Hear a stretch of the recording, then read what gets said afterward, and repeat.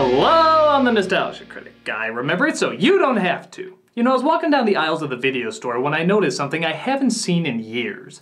Cartoon All-Stars to the rescue. Immediately a pool of disappointing memories came flooding back to me and I just knew I had to see this piece of shit again. Now for those of you who don't remember the special, I'll give you the skinny.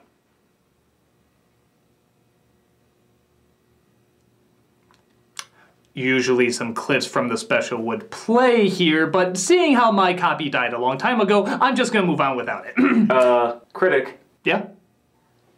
What are you doing? Isn't it great? I'm recreating the glory days of my first review! But you're missing one of the most important elements. It's only half a review without it. No, it's okay. I've thought about that. You see, I fill in the void by replacing it with a bunch of other critics.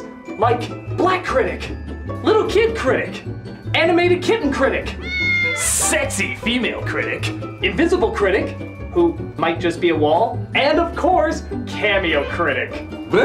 It's a living! Was this a fan request or something? No, that's the great thing about it. Nobody wanted to see it, and now it's here for everybody to witness. Critic, how can anyone enjoy a recreation that only has half of what made it good, forceful comedic sidekicks, practically nothing new to offer, and wasn't something that the fan base ever demanded in the first place to begin with? I think they get the idea. All right. Blues Brothers 2000.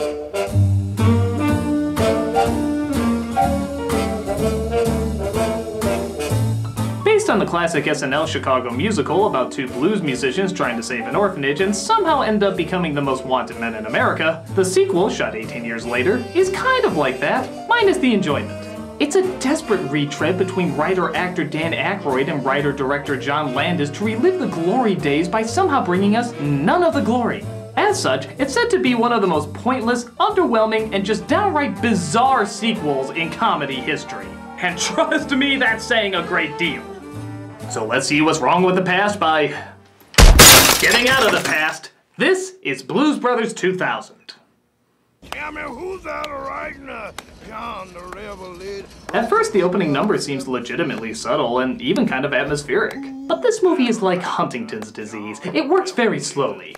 Good morning, Warden. Tom? Frank Oz plays one of the many returning cast members who just looks old and sad now as he tells Elwood about his brother Jake's departure. You got no plot, you got no comedy, you don't even have the other blues brother. Unless you have an entertaining sock puppet under your hat, count me the fuck out of this. So after finding out about his drug overdose in prison, a friend of a friend pops by to pick him up a mere 24 hours later. Hey, better late than never, or as you'll constantly say in this movie, better never than ever. Matara, you drop me off here, please. So he drops by the nun from the previous installment to tell you who else died since the first film you saw. Curtis has gone on as well, Elwood. I'm sorry. The orphanage is gone, Jake's gone, Curtis is gone. I got no brother, I got no roots, I got no life, I got nothing for Christ's sake. And yet you're still making a movie. See the problem here? By the way, isn't it good to know that the orphanage is gone too? That everything the first film was working for was completely in vain? He was very upset when the orphanage closed. Maybe that whole intro where God was giving light to Jake was actually supposed to be saying, Have you seen the light? Yes! Yes! Jesus! What? No, actually I was aiming for the person in the front row. Yes, that person. I demand you to put Nicolas Cage in a Left Behind movie. There, thy will and totally confusing ways are done. You two, you just get a shitty sequel. Goodbye. Bullshit. but it's okay, because they bring in the obvious target audience this movie was meant for. Young Buster here is a ward of the state. The Archdiocese has agreed to house homeless children here. I thought perhaps that you would come and spend time with Buster. Yes, because nothing makes more sense than teaming up an innocent youth with a convicted felon who literally just got done serving 20 years in jail. Bullshit. Something else you'll notice is that while Aykroyd's Chicago accent in the original was playfully exaggerated, this accent sounds like it's coming from a fucking Muppet. Chicago, I think you need a hug. Who wants to know? What boat? She's bone dry. A part of this band's repertoire. What's that got to do with me? Hey, hot dogs, the Bears, pizza that had to make Jon Stewart accept defeat. Oh yeah, we're still riding that. But the kid is not so easy to get rid of. I know what you're going through. You're lonely, searching for your place in life. Just don't blow it like I did. Besides, you don't want to hang around with some over 40 recidivist. You know, I wonder if I'm even needed for this review. The movie does quite well pointing out all the problems itself. He discovers that Curtis had a son, played by Joe Morton, who apparently has no idea that Curtis was his father. Elwood talks about reuniting the band, but his kind of brother doesn't take it very well. And don't ever come back here again! You got no plot, you got no comedy, you don't even have the other Blues Brother. Unless you have a role for me in Terminator 12, count me the fuck out of this. But the kid steals the commander's wallet, giving them just enough money to buy a new Bluesmobile. Now, I want you to remember this moment where he steals the wallet. I'm not gonna explain why yet, but just keep it in the back of your brain. Elwood goes to the club his old band member owns where, look at that. Clearly we see a new addition to the Blues Brother. Oh, not because he's played by John Goodman, not because he can sing the blues, not because they've made countless appearances together years before, but because of the astounding chemistry and unforgettable character traits that this movie gives him that, dare I say it, even rival that of Belushi. Watch this. Hi. And there you go. That's all the character you need, folks. Don't believe me? Well, they top it with even more incredible character traits. Like there's this. Hey, Elwood, you got the keys to the trunk? The unbelievable this. Pleased to meet you. And of course, who can forget the classic line? So what's the plan? God, that is so whatever his character's name is. It doesn't matter if they barely look each other in the face or hardly ever have a conversation. The magic is there. God, they have more chemistry than HAL 9000 and Stephen Hawking. Hey Hal, pick 2. 1, 2. You will now have to imagine I am poking you in the eyes, causing a humorous effect. Nyuk, nyuk. But it turns out the club is being shook down by Illinois Russians. Yeah, that's right. Illinois Russians. God, that doesn't have nearly the same flair as Illinois Nazis. Oi, Maros, Maros, nie Maros, Mia. Jesus Christ, you're making Soda Popinski look like an equal rights leader. So they knock the Russians out and leave him in an alleyway, somehow thinking this won't lead to any more trouble. But lo and behold, the Russians come back for vengeance. Yes! They break out of the club while the Russians burn it down, only to find the Russians were waiting to chase them. Roll down your window, bump the nails. Wow, apparently those nails are so powerful they launched them several feet behind where they originally started. Seriously, how the hell did they get back in front of the club again? Was there a special company that made those nails? Oh. So Aykroyd and Goodman set out to pick up the rest of their band members when nope, you killed the movie. You killed the movie. Whatever little speck of chance you had to make this entertaining, it was assassinated the minute you put that kid in a suit. This is like giving Wolverine a puppy, or Jules Winfield a Martian, or the Terminator. Oh yeah, that happened. These are unsophisticated men. The only things they respond to are fear and the draw of lucre. We elicit this by using iconographic symbols and psychological intimidation. Okay, I'm really amazed you're saying all this stuff about intimidation while including the 10-year-old kid in your argument. The only things they respond to are fear and the draw of lucre. With a 10-year-old kid. Iconographic symbols and psychological intimidation. With a 10-year-old kid. Presents a uniform image of strength and organization. With a 10-year-old kid. Don't say anything, look mean. With a 10-year-old kid. Do you not see what a castration this is to your film? Boys, I'd like you to meet my new partner in the act, Mighty Mac. We've just been calling him Jake number 2. I'm getting the band back together. Man, you can't talk about this stuff here. Matt, she's back from lunch. But sure enough, they're working again for an Aretha Franklin cameo, and once again, they have to argue their way out of it while she blindly goes into a song. You treat me with respect at all times. I do, baby. And you know what I mean when I say respect.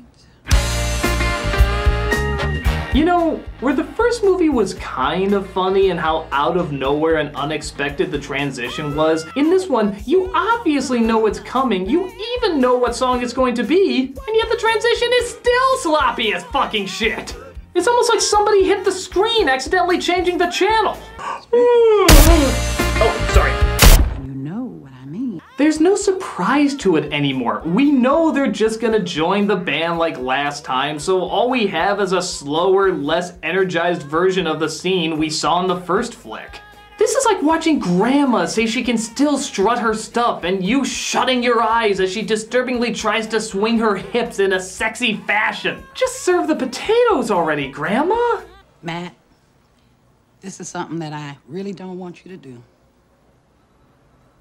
Ah, for crying out loud. If this is what you're gonna be like to live with, go ahead. I mean, Jesus, you got no plot, you got no comedy, you don't even have the other Blues Brother. Unless you have a well-paying Pepsi commercial to offer me, count me the fuck out of this. They get back the other members of the band, who, again, demonstrate some killer acting chops. Hey, fellas, I think I know that voice. Steve, you know, I think that sounded a lot like Elwood J. Blues. No place to run and no place to hide. Oh, I'm sorry. Was that paint drying? I confused the two on levels of engagement. And they finally have to get their last member back from his old job. We need Murph on the keyboards. I see. I told him I wouldn't go without your say-so.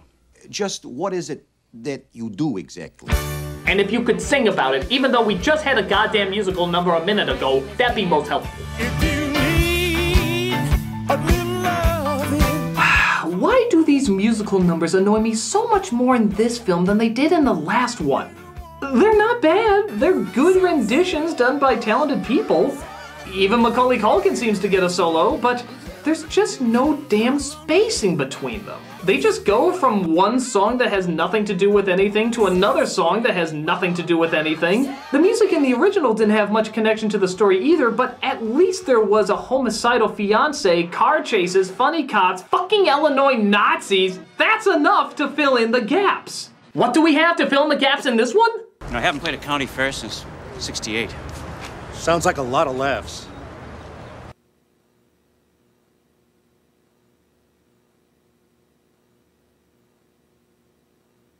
Didn't you used to be Elwood Blues? Yeah, so? We're rehearsing just on the other side of the motel office.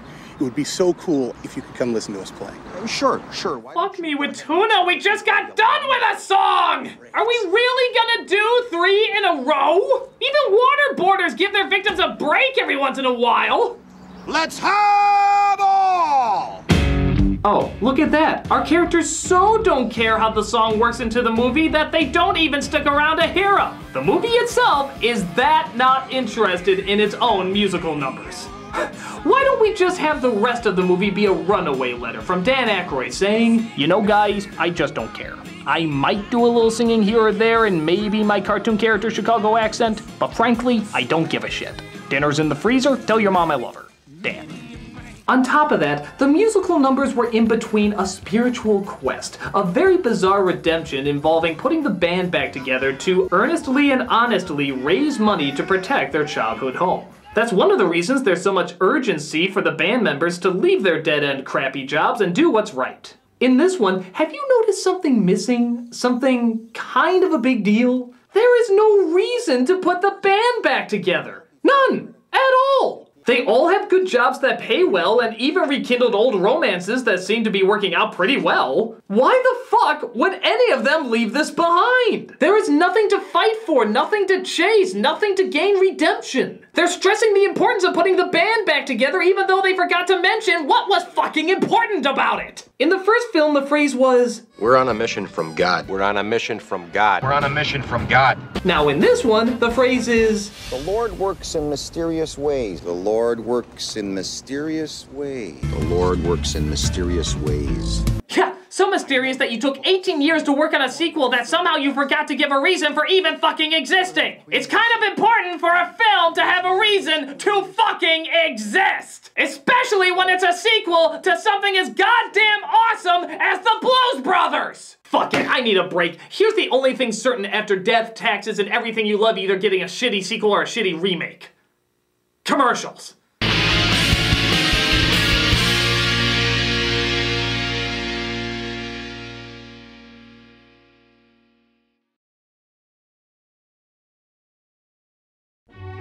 Tired of a movie giving you an unbelievable experience, only to find years later the same filmmakers fuck it up with their shitty sequel or spin-off?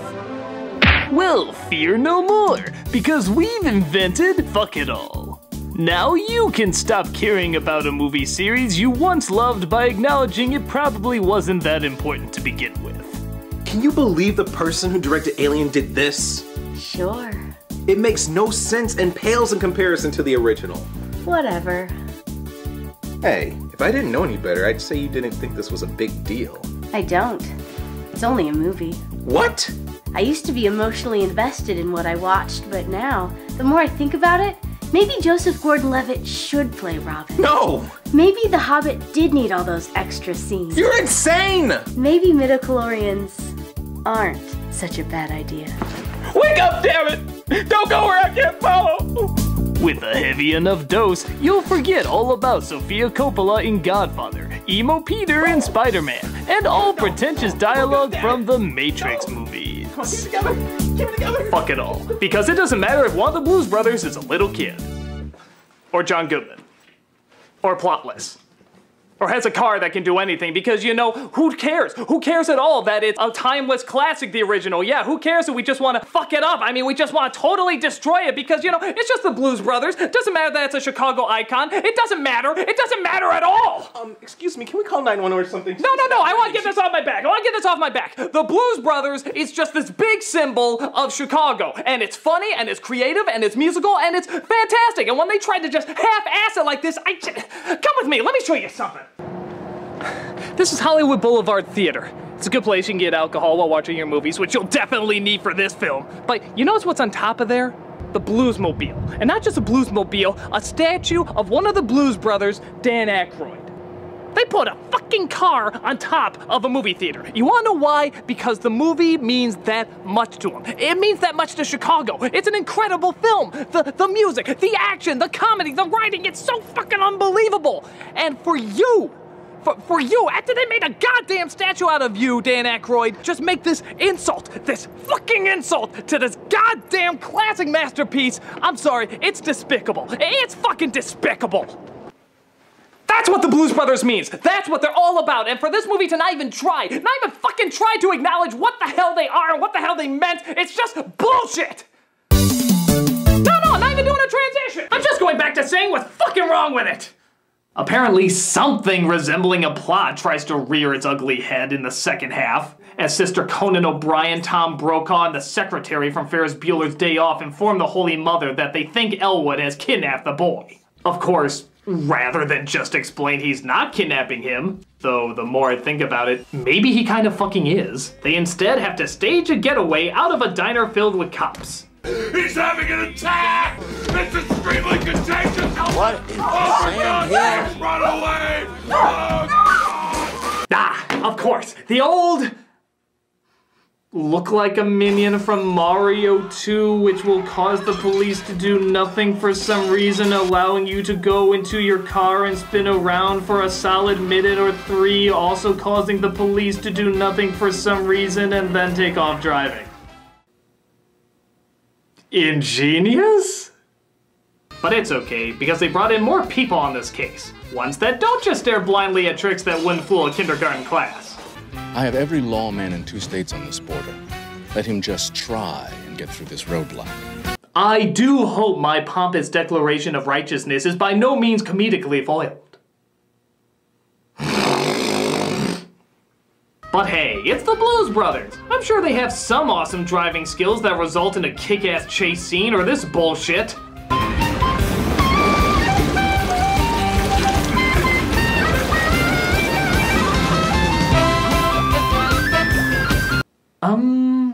You sure Elwood isn't in a coma and these aren't just the dreams he was having in the coma? Not that the film isn't tragic enough for how much pain it's causing, but at least we would know somebody's suffering for it. They come across, I don't know, Indiana Nazis, who of course foil their plans of being Indiana Nazis by apparently lifting their boat of explosives out of the water and quite literally watch it just jump up into the air by no discernible rhyme or reason.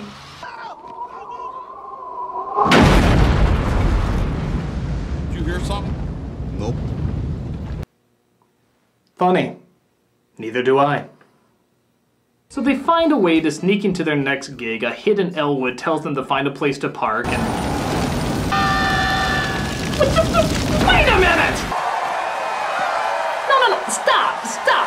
I'm sorry, I have to check for my own clarification if they really cared so little. Let's go back again.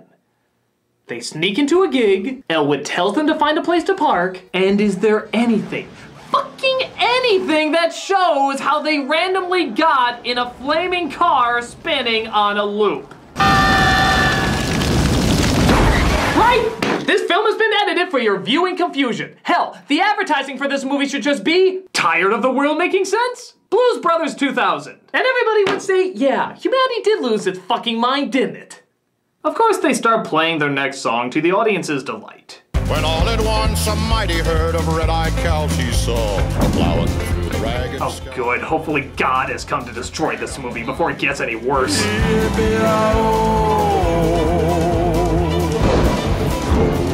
riders in the sky.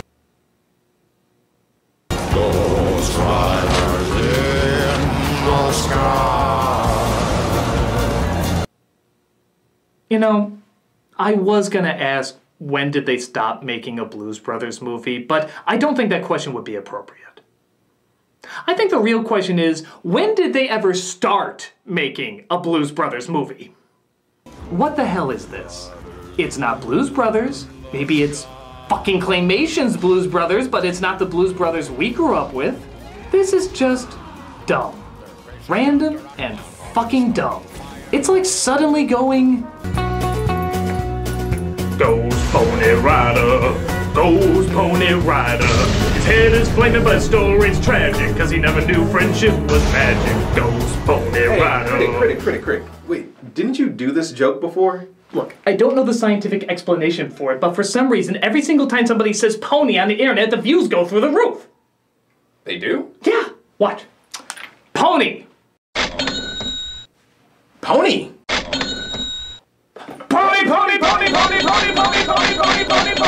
So it starts raining, which of course somehow doesn't affect any of their equipment. And Elwood uses his remote-controlled car... Yeah, because the Bluesmobile was made by fucking Batman, I guess. And helps them escape. The team, however, has very low morale, due to the fact that they have no goddamn idea what the hell they're supposed to be doing in this movie. Hey, Elwood. I think we got a rebellion on our hands. Why? What do you mean? You got no plot, you got no comedy, and you don't even have the other Blues Brother. Unless you're willing to split stock on Crystal Head vodka, count us the fuck out of this. Fine. Bye. Elwood himself starts to feel a little down, but the kid comes in for almost 1 minute of inspiration. The Elwood Blues I know once said that no pharmaceutical product could ever equal the rush you get when the band hits that groove. Again, I'm gonna ask you to remember this scene. I'm gonna bring it all together in the end. That seems to work, and they happen to come across an old friend in a tent church played by James Brown. This whole film is like a mix between a sad high school reunion and an old folks' home. It's like the worst of both worlds. Those men are criminals and they're under arrest. The commander comes in about to arrest them, but just like before, somebody's about to see the light. Now in the original, a light shines on Jake in a comedically over-the-top way. Well, if that was over the top, this is pole vaulting over the fucking moon. Calling of the blood. Yes. This is my destiny!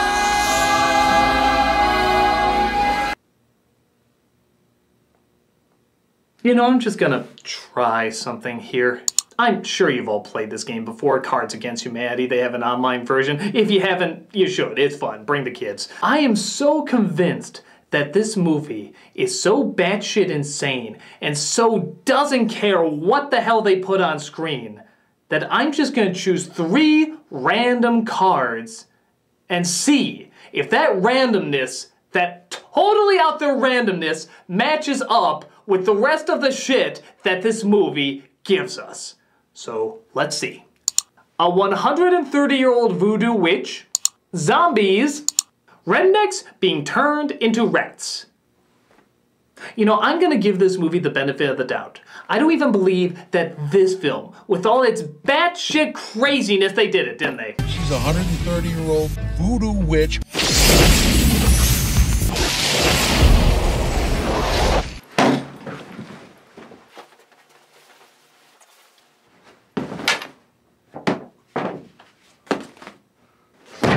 What are you doing? No, seriously, what the fuck are you doing? I don't get it. I really don't. None of this adds up in the least. It's like you're trying to piss off the people who love the first film so much. Why? No, really, why are you trying to piss us off? Are you trying to atone for something? Are you trying to tie it back to a mistake you made in the past? Is there something you fucked up before and you're trying to somehow make things right by making this goddamn stupid? Oh my god, I figured it out. I just figured it out!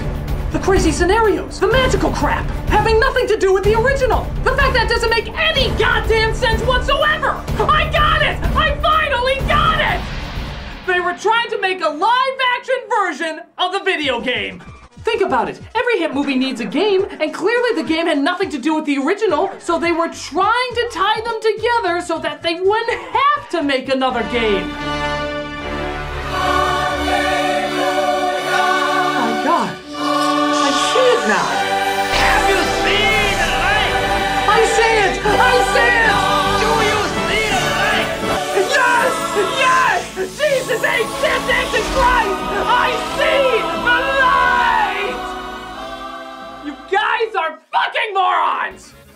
Not only does it make for a bad game, but it makes for an even worse film. As once they appease the 130-year-old voodoo witch, God, it's canon! And gets themselves into the band, along with the commander, by the way, the cops still come to try and take them away. I guess it's time to say goodbye. They think he kidnapped you. But they're wrong. It would be hard to convince them of that. Well, if I go back with them, they'll put me in some foster home with people who don't love me, and I'll never see you again. And we'll both be sad forever.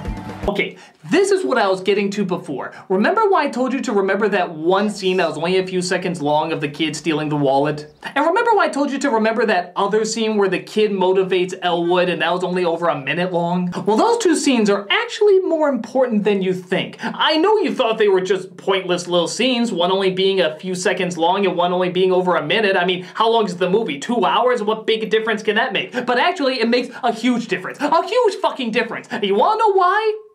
Because those two short little scenes, as despicably short as they are literally the only things the kid has done throughout the entire film.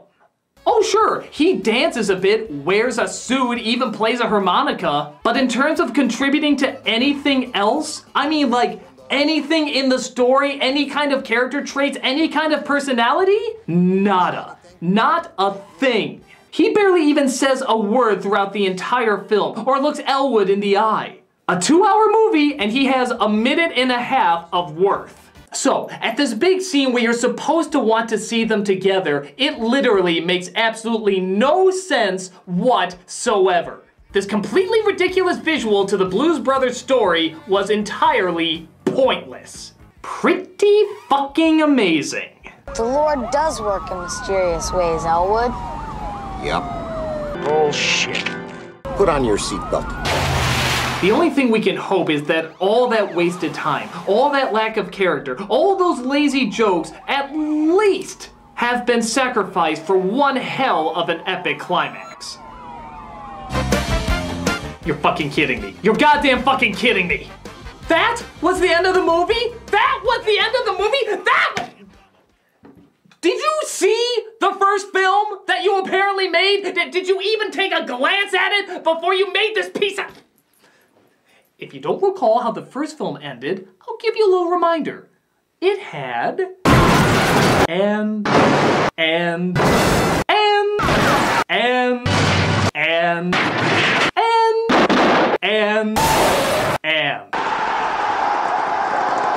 you have... Put on your seatbelt.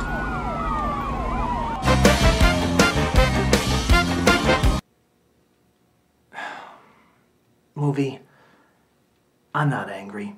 Yes, I am. I'm furious. But there's something I'm even more. And that's disappointed. I'm disappointed in you, movie. The same people that brought us a comedy classic, an icon, something they make statues of, has 18 years to put together a follow-up. And this is what we get. May God rape you with a pickup truck. Slowly. With vengeance. I'm serious, people. It's bad. It's really, really, really bad. As a standalone movie, it would make no sense. As a sequel, it makes even less sense. It is absolutely one of the worst follow-ups to a classic ever.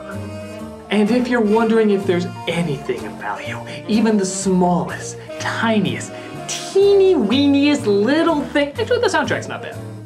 I mean that too. For all its problems, every single singer in this movie, even our leads, sing some really good, surprisingly impressive renditions of timeless classics. It's strangely kind of impressive. Hell, I might actually pick it up after removing this film's cock from my anus. But aside from that, this is not only one of the most pointless sequels ever made, it's one of the worst. It's one of the worst because talented people, the same who made a fantastic, hilarious, unique, musical classic, so obviously phoned in this half-assed reunion just so they can all sing some karaoke together. It's a straight-up insult to the first film, and I can assure you, these statues you see of the Blues Brothers don't exist for this piece of shit.